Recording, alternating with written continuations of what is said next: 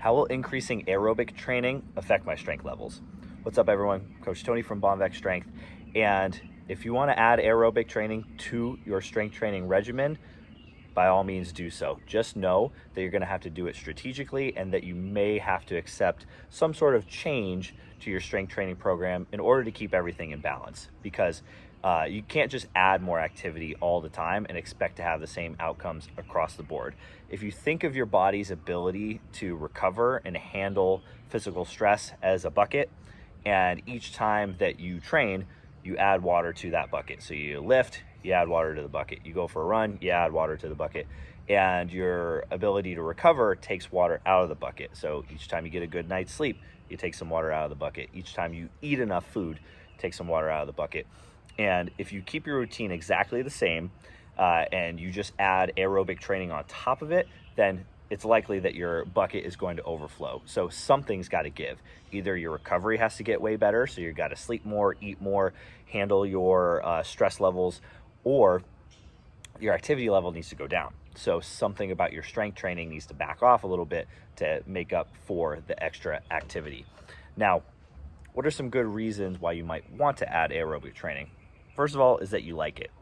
That's weird. I don't like aerobic training. Some people do. Some people enjoy running. Some people enjoy cycling, swimming, whatever. If you like it, do it. Just know that, again, you're going to have to shift your program around to make some room for it.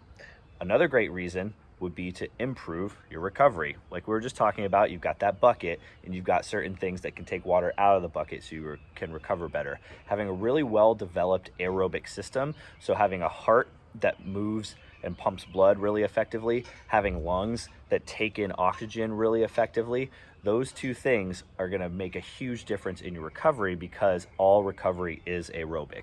So all the things that need to happen for your body to recover from strength training, to add new muscle tissue, to replenish energy substrates, things like muscle glycogen, which help power your strength training, all those things are reliant upon your aerobic energy system. So the better you are at taking in oxygen and moving blood throughout your body, the faster you're going to recover. So if you do just the right amount of aerobic training, it can actually improve your strength training tremendously via improved recovery between training sessions and improved recovery actually between individual sets as well. So it can make you more efficient as a lifter. So when any of my lifters come to me with an interest in increasing the amount of aerobic training that they do, here are a couple of things that I make sure that we do.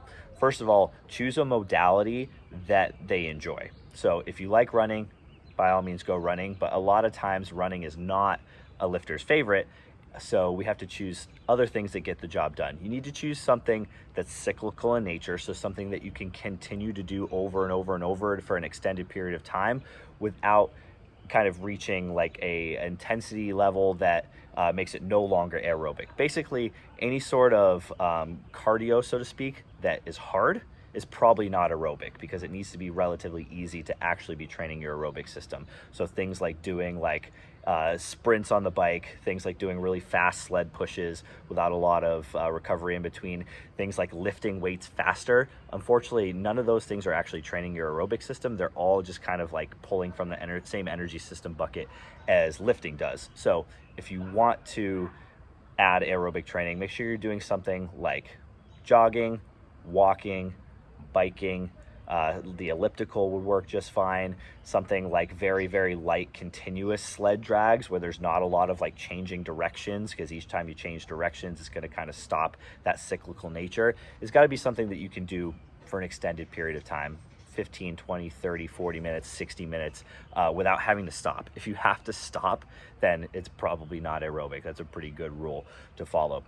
The other thing that you have to consider is how much actual stress on your skeleton, on your muscles, on your joints that you're contributing by adding aerobic training. And a lot of the most common aerobic training modalities, specifically running, is actually pretty high impact and pretty stressful on your joints. So if you're already contributing a lot of stress to your joints via strength training, so if you're doing a lot of heavy squatting, heavy deadlifting, heavy unilateral stuff like lunging, all these things have a pretty significant eccentric component, so you're loading your muscle tissues eccentrically, which increases soreness, increases recovery time, causes a little bit more muscle damage than something that's concentric only.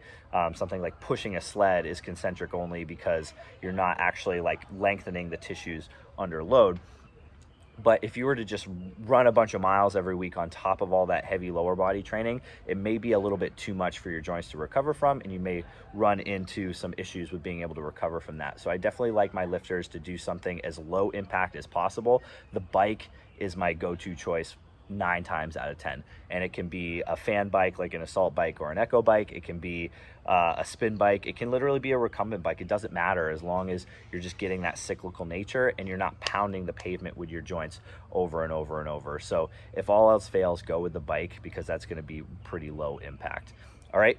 And you may have to reduce some of your lower body training volume. So if you like to do a lot of squatting, if you like to do a lot of deadlifting, if you like to do a lot of exercises per training session, you may just have to dial that back a little bit, because with all the extra aerobic training, that's extra energy expenditure. So you're not getting those that energy to be able to contribute to your strength training. So again, something's got to give. Unless you're really increasing the amount that you're sleeping and the amount that you're eating, then perhaps you can keep the training volume for your lower body relatively similar. But anytime we add additional aerobic training for the first time, I'll often reduce lower body training volume, and you can gradually increase the lower body strength training volume back to where you were over time. But we find it's just a little bit of a shock to the system if you just pick right back up where you left off. So best to back off the throttle on the strength training a little bit, let the lifter acclimate to the extra aerobic training, and then gradually increase that lower body training volume again. So if you do want to add aerobic training, there are a lot of things that you can gain from it as a lifter, things that can actually improve your strength training, but just know that you need to make some adjustments to your current approach, because you can do anything, but you can't do everything. So you have to consider what you can recover from and not just add more activity on top of what you're doing. Strive for balance, strive to kind of use aerobic training as an asset to your strength training, not something that's going to detract from it too much.